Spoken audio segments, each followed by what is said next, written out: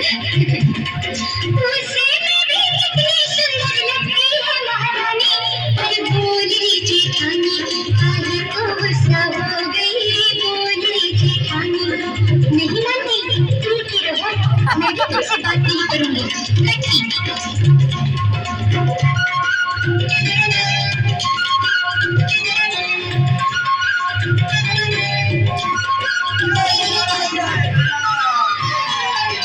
बोलनी देवरानी हाय तू क्यों गुस्सा हो गई, बोलनी देवरानी हाय तू क्यों गुस्सा हो गई, मुझे मनाने आई थी मगर रूठी मेरी रानी, अरे बोलनी देवरानी हाय तू क्यों गुस्सा हो गई, बोलनी देवरानी।